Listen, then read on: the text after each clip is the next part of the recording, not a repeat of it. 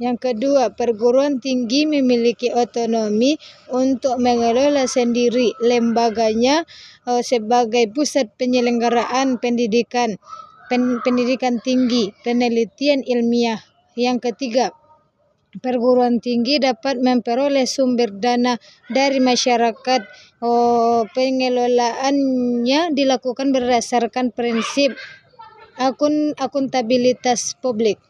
Yang keempat, ketentuan mengenai penyelenggaraan pendidikan tinggi sebagaimana yang dimaksud dengan ayat 1, 2, dan 3 diatur lebih lanjut dengan peraturan pemerintah. Pasal 25. Yang pertama, perguruan tinggi menetapkan persyaratan kelulusan untuk mendapatkan gelar akademik, profesi, atau vokasi. Yang kedua, lulusan perguruan tinggi yang karya ilmiahnya digunakan untuk memperoleh gelar akademik, profesi, atau vokasi terbukti merupakan ciplakan dicabut gelarnya. Yang ketiga, ditentukan ketentuan gelar akademik, profesi atau vokasi sebagaimana yang dimaksud dengan ayat 1 dan 2. Pasal ke-26.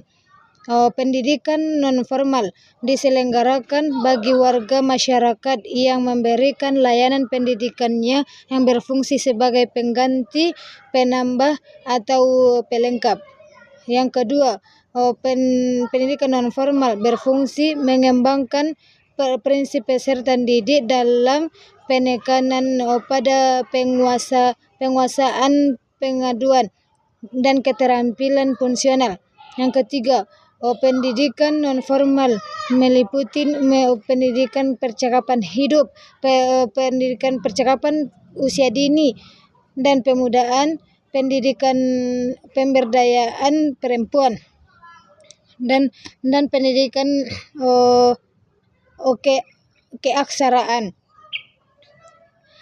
Yang keempat, kesatuan pendidikan non-formal terdiri atas lembaga khusus, lembaga pelatih, kelompok belajar, pusat pemerintahan belajar, dan majelis taklim. Yang keempat, persatuan pendidikan non-formal terdiri atas lembaga khusus, lembaga pelatih, lembaga pelatihan, kelompok belajar, pusat kegiatan belajar masyarakat, dan majelis taklim. Yang kelima, khusus pelatihan penyelenggaraan dari masyarakat yang memerlukan bekal pengetahuan, keterampilan, kecakapan hidup, dan sikap mengembangkan diri. Pasal ke-27. Yang pertama, kegiatan pendidikan non-formal yang dilakukan oleh keluarga dan lingkungan berbentuk kegiatan belajar secara mandiri. Yang kedua, hasil pendidikan sebagaimana yang dimaksud dengan dalam ayat 1 yang diakui sama dengan pendidikan formal non-formal setelah peserta didik lulus ujian sesuai dengan standar nasional pendidikan. Yang ketiga, ketentuan mengenai pengakuan dasar pendidikan informal yang sebagaimana yang dimaksud dengan ayat 2. Pasal 28 ayat 1, pendidikan anak usia dini yang diselenggarakan sebelum ujian pendidikan dasar. Yang kedua, pendidikan anak usia dini dapat diselenggarakan melalui jalur pendidikan formal, non-formal, dan informal. Yang ketiga, pendidikan anak usia dini pada jalur pendidikan formal berbentuk taman kanak-kanak atau TK. Yang keempat, pendidikan usia dini pada jalur pendidikan informal berbentuk kelompok bermain atau KB.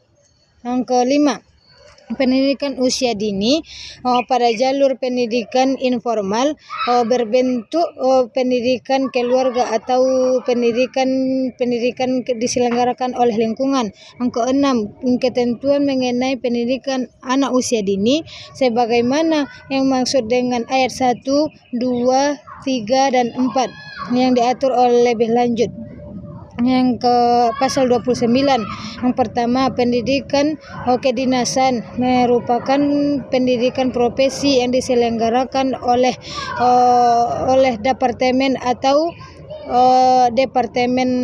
atau lembaga pemerintahan non departemen. Yang kedua, pendidikan kedinasan berfungsi meningkatkan kemampuan keterampilan dalam pelaksanaan tugas kedinasan. Yang ketiga, pendidikan kedinasan diselenggarakan melalui jalur pendidikan neoformal dan informal. Yang keempat, ketentuan mengenai kedinasan sebagaimana yang dimaksud dengan ayat 1, 2, dan 3. Pasal ke-30. Yang pertama, pendidikan keagamaan diselenggarakan oleh pemerintahan dan kelompok masyarakat dari pemeluk agama sesuai dengan peraturan undang-undangan. Yang kedua, pendidikan keagamaan berfungsi mempersiapkan peserta didik menjadi anggota masyarakat yang memahami dan mengamalkan nilai-nilai ajaran agama. Yang ketiga, pendidikan keagamaan dapat diselenggarakan pada jalur pendidikan formal, non-formal, dan informal. Yang keempat, pendidikan keagamaan yang berbentuk pendidikan diniyah pesantren